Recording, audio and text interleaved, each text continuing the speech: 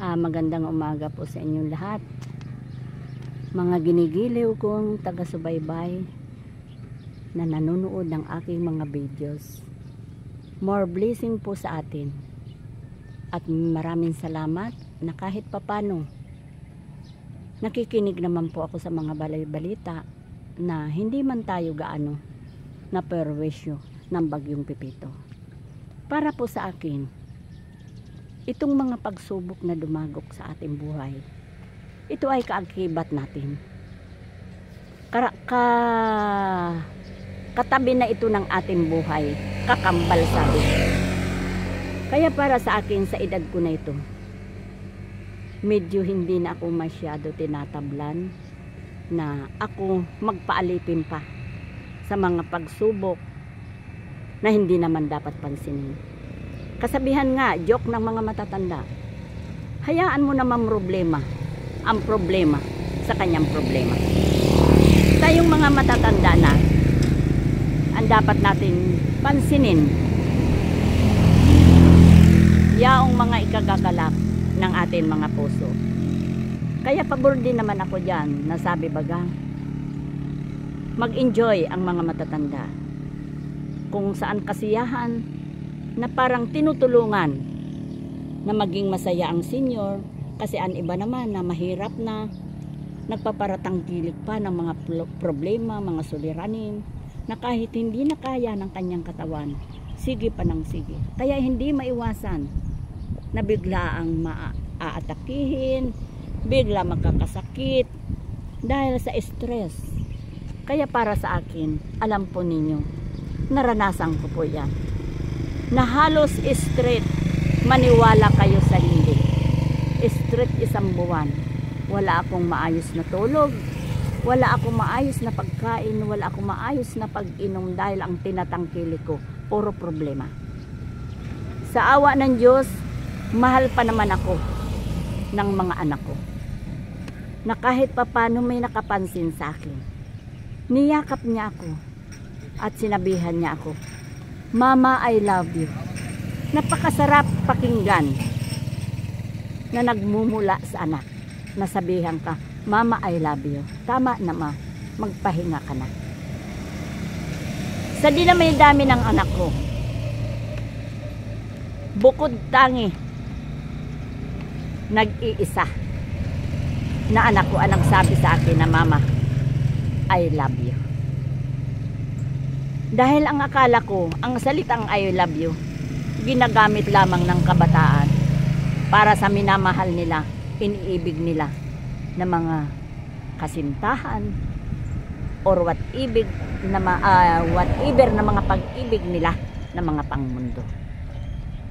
Kaya minsan, pasensya na po kayo. Dahil lang sa totoo lang, oo, kantyaw ng iba, hindi ako dapat paniwalaan kasi wala naman nga ako pinag-aralan. Para sa akin po, mahirap lang ako, pero para sa akin, mayaman na mayaman ako. Una sa kaibigan, mayaman na mayaman ako sa pag-ibig sa Diyos na ipinagmamalaki ko, na kahit saan ako dumako, masaya ako dahil kapiling ko ang Diyos. Kaya sa mga minamahal kong taga-subaybay, alam ko, hoy ikaw, bangon. Sa experience ko, sa tanda ko na ito, sa maraming lumapit sa akin na may mga karamdaman, sa maraming lumapit sa akin na may mga problema, pang-spiritual at material, hindi ko inaangat ang sarili ko. At sino nga ako? Wala akong kakayahan. Una na sa medisina, wala akong kakayahan. Pangalawa, sa mga himala na dapat paniwalaan ng tao. Kasi ngayon, karamihan, to see is to believe. Pero para sa akin, kapag nandito sa akin ang banal na espiritu, tagos hanggang kasukasuan ng aking buto ang kapangyarihan nila. Kaya sino ako at sino ka na mamamansag ka sa sarili mo na magaling ka? May pinag-aralan ka?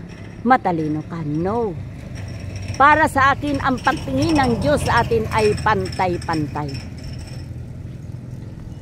Kaya dito man ako humahanga sa kakayahan na ipinagkakaloob sa akin ng Diyos. Matalino ka nga, may pinag-aralan ka. Para sa akin, kung wala direksyon ang buhay mo, hindi ka marunong tumingin ng tama, mangmang ka sa Diyos. Kaya para sa akin, hatulan man ako ng lahat, kuy mangmang, walang pinanan. Thank you Lord. Sabi ng tanga man ako, dakila naman, di ba? Kaya para sa akin, maraming salamat sa nagtatawa sa akin. Sapagkat ako hindi ko kaya tumawa ng aking kapwa. At bakit? Sino ako? Alam ko ba kung anong kapangyarihan, kung anong kagaanan, kung anong kagandahan loob ang ipagkaloob sa akin ng Diyos? No.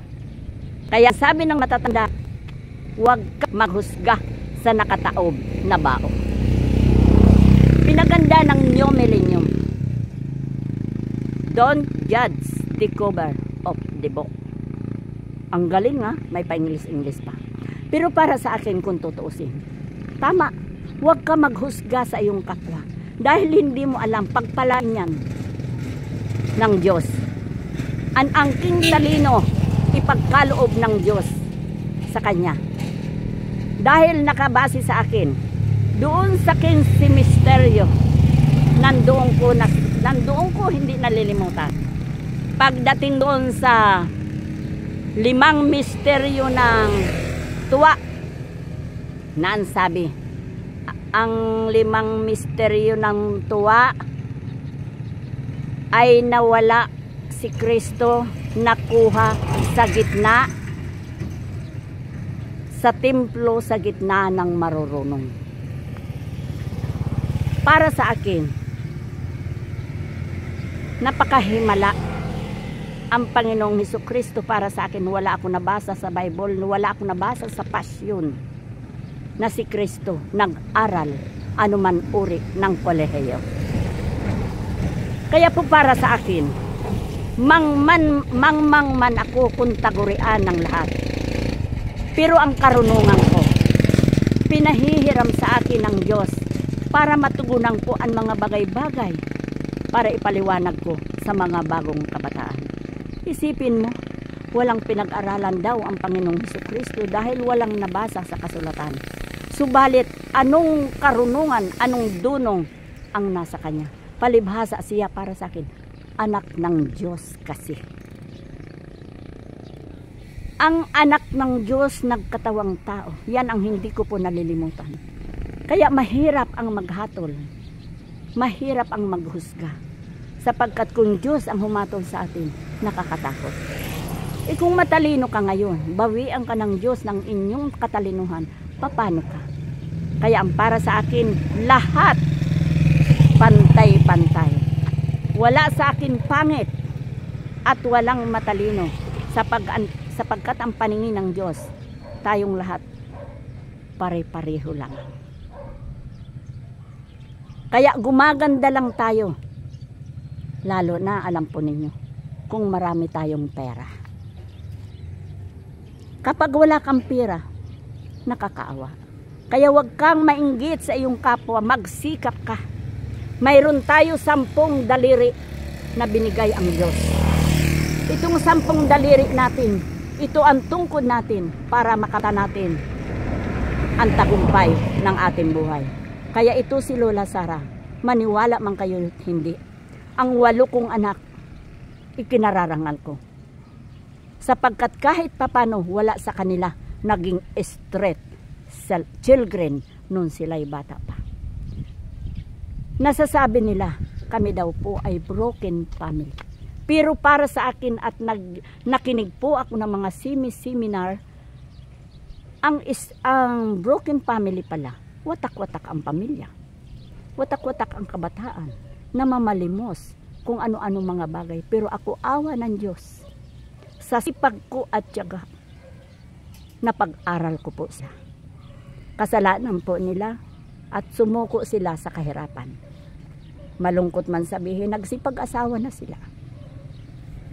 Kaya ako ngayon tapos na ang problema sa ngalang pamilya. isa na akong senior. Ang sabi ng karamihan, mag-enjoy, maglibang. Ito ang natuunang kong pansin, na maglibang ako kapupulutan ng aral. Kaya mga minamahal kong mga taga-subaybay, taga-pakinig, tangkilikin ninyo ang mga videos ni Lola Sara. Masisiyahan kayo at magagalak. Bakit? May kapupulutan na aral na galing sa taas. Salamat at magandang umaga.